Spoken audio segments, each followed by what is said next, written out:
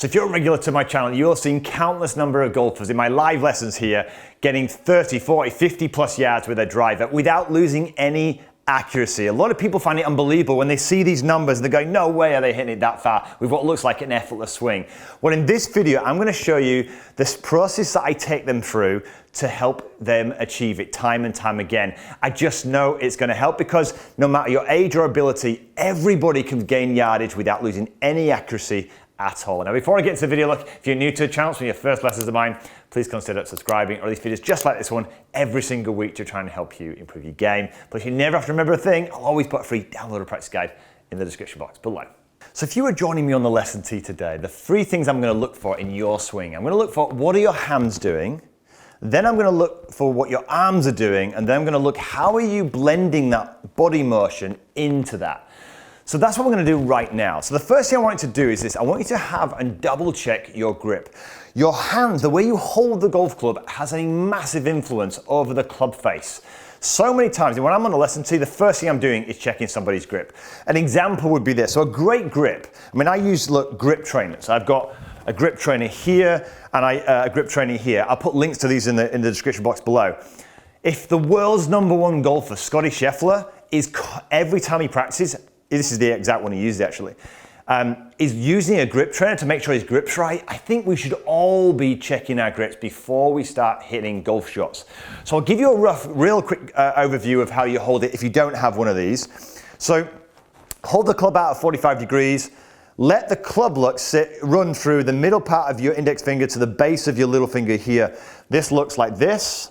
Now what this does is it will leave, I want to like an inch above. This is really, really important because when your hands on the club like this, I don't know if you can see this, but the pad, this section of my lead hand here sits on top. Now this is really important because this enables you to push down. This adds a lever to this golf club and adds power. Too many golfers, this pad here is turned on this side of the club. You don't have a lever, you don't have power. So make sure this hand's in a great spot each and every single time. With your trail hand, very, very simple. Just keep the club look at 45 degrees, bring the club in look from the index finger, run it down the fingers here, and hold it in the club, in the hand like this.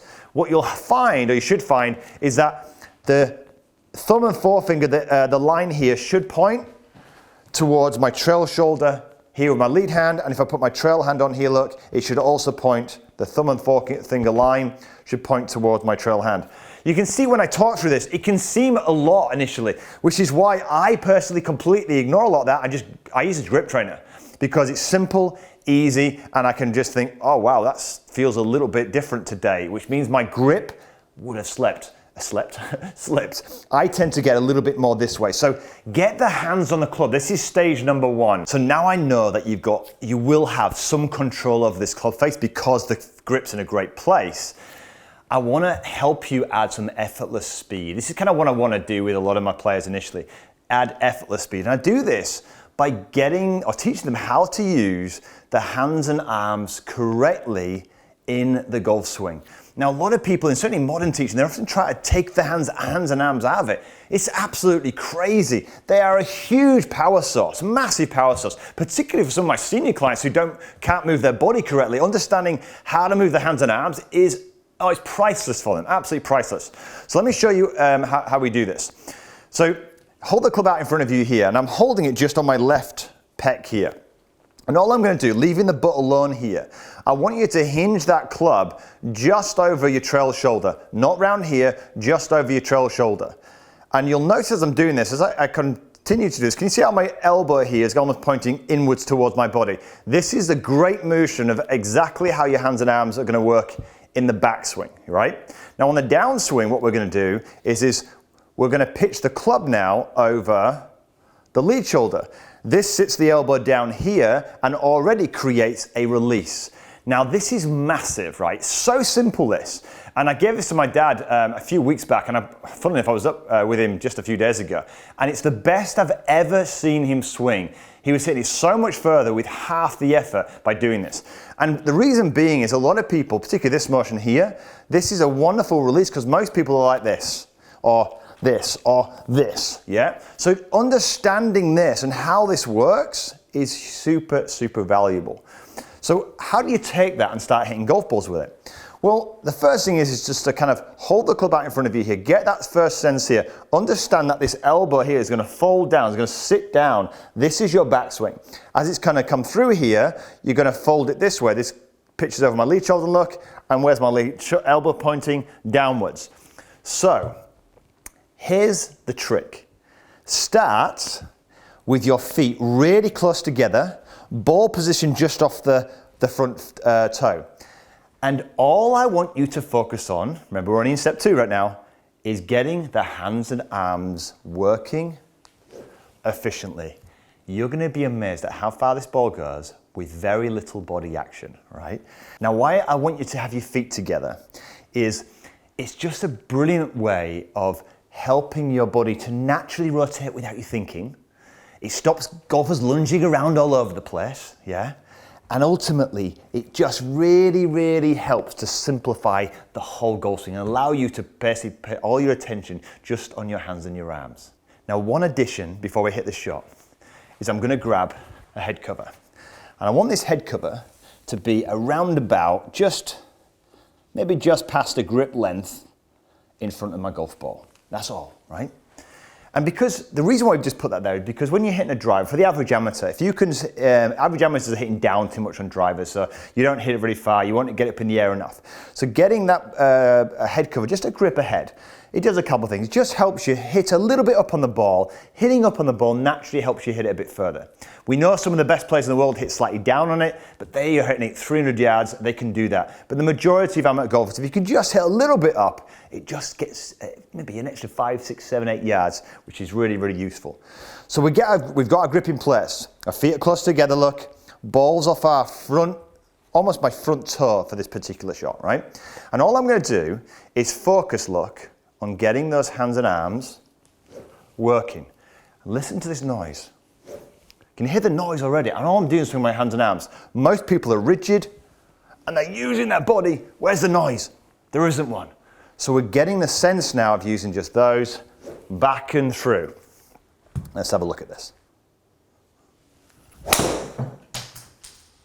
So really simple, just pure hands and arms working. I mean, look how far that's gone. 242 yards, but this is the really thing I'm more impressed with. When you start using your hands and arms effectively, good grip, good motion, face to path, club path, everything here, absolutely perfectly square. This is kind of what I want for you. So what you start with, and a lot of people look at that and go, no way. I mean, I get comments all this on the channel, there's no way that's gone, with that swing has gone that far. Well, look, this is a 20,000 pound TrackMan machine. I hope it's accurate. So what we're doing with this is, the reason why it's working is because, you know, no matter your flexibility, the speed and the speed is a lot of speed is going to come from using your hands and your arms. They've got a lot of speed. Of course, what we want to do is we want to increase the control of that and even increase that speed even more by blending in the body. But stage number 1 is, once you've got a good hold, really educate yourself as to what those hands and arms are doing. Do it with your feet together, because even in the last swing, you'll see that I'm still using my body, because having the feet together almost guarantees that you're going to have some form of rotation. So with my players, I will just get them to maybe go on a golf course like this with their feet together, just swinging with their hands and their arms. Now, moving on to step 3, you want to start to blend in that body, right? Now, the reality is, look, when you start doing this and letting this elbow fold, you'll see how naturally the body wants to kind of go around with it. You see the difference there? My elbow's folding downwards. A lot of people, when they're swinging, they're doing this and then the arm goes all over the place. But as soon as you kind of get this wrist working correctly here, pitching over that trail shoulder, and the elbow folds, your body's already wanting to marry up and blend with this motion. Now look on the way down. As I'm coming down now on the way down here, and I start to imagine myself doing this, can you see here how as I'm doing this, this lead elbow's going downwards, my body's naturally wanting to go with it, because look at this, watch this. If I do this, what's this body wanting to do? It's wanting to turn through the shots. It's already educating and starting to blend your body in. So this is the next stage. I want you now just to flare both feet out a little bit here. Gives you a bit of mobility. And I want you just to feel like you're gonna let the trail shoulders you're doing this naturally turn behind you on the way back, so you're blending the motion in with your arms. And as you come through, look, all I'm gonna do is imagine this motion on the way through and blend that in on the way through. So you see here, my body's just kind of matching and kind of marrying up with that motion. So again, I'm not going to go for any particularly big shots, but I'm going to add the body into this. I'm going to leave the head cover there to help my attack angle so I'm not hitting down too much on it. Let's have a look at this in action. Again, small stance, felt really smooth. So look how far that one's gone. 248, beautifully down the middle of the fairway. I would take that absolutely every single time. That felt more effortless, that one really, really did. Why? Because I was now blending the body a little bit more into this. Super, super simple. Now you could go on a golf course immediately and start just with that motion alone. Now, as we've done that, so you've got your grip, you've got the hands and the arms working, you're starting to blend now a little bit of body into this. On the way back, look, and on the way through. The elbow sitting down on the way back, body's turning, elbow sitting down on the way through, body's turning. What we're going to do now is gradually move the stance a little bit further apart and start to take some of those feelings. Now, if you start lunging around a little bit, that's not going to help, right? So what we want to do now is to widen the platform so that we can add a little bit more turn onto this. So I need a bigger platform in order for me to make a bigger turn on the way back. And then I can also, the bigger the platform, the more balance I've got, the more I can really rip through it on the way through. But we build it up gradually. So move it a little bit further apart. Ball still now is just opposite my lead heel. I do a little rehearsal. 1, 2, 1, 2. Get that sensation here, and let's blend this whole motion in. Just came a little bit off the top of the club, that one, just a little bit. Yeah, it didn't go quite as far. But let's do that one again, okay? Now, all we do with this is you can see here, I practiced, it's not going miles offline. That one's not hugely offline, so I'm still hitting it straight. Wasn't the best strike in the world. And might even just hit that head cover a little bit on that one as well, so I've come slightly down on it. So, get myself set up again. Hinge it up. Get that turn on the way back on the way through. Let it release. That's what I'm really focused on. I want you to get your hands and your arms working in a beautifully free motion, and we'll start to ramp it up bit by bit. That felt a little bit better. Again, it just feels like I'm still not doing very much. 232 this time. But look at these numbers. Dead straight. Now, if I said to you now, okay, what would I need to do to start to push that to, let's say, 260, 270, and 280? Well, now what we're going to do, you need to get braver. So we've got control. We're going to widen our stance a bit now so we can be a bit braver. And what I'm going to do now is I'm going to start to ramp up. I've got the basic motion. I've got the blending. But what I'm going to do now is I'm even going to start to let my lead heel now come off the ground. Why? Because that really helps me make a bigger turn. Certainly found me as I get into my 40s, I'm a little bit stiffer in my back, helping me get that extra bit of turn, helping that lead heel comes off the ground, really helps me to make a bigger turn.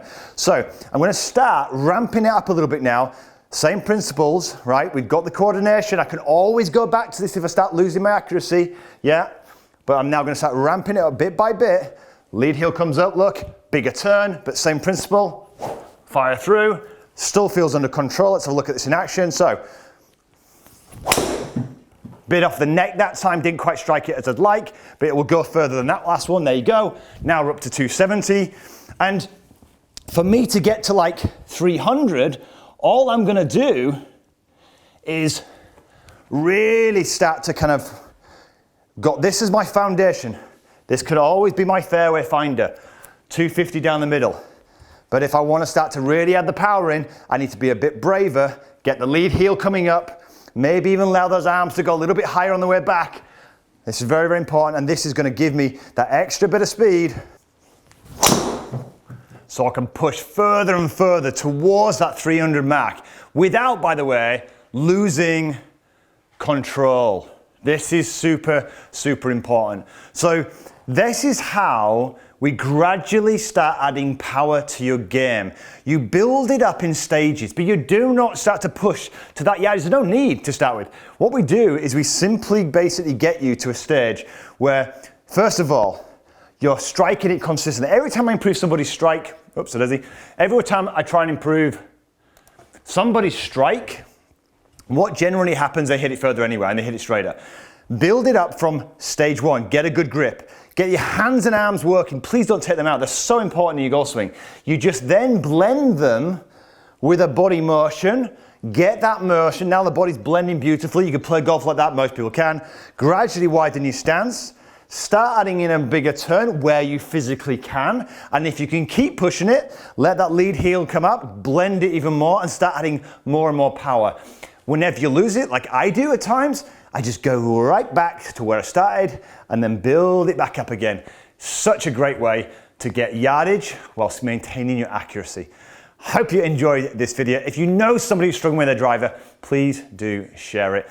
And look, as I said, I gave this to my dad and he absolutely loved it. Best I've ever seen him swing it. Short game out, on the other hand, was horrendous. So I did give him a short game lesson.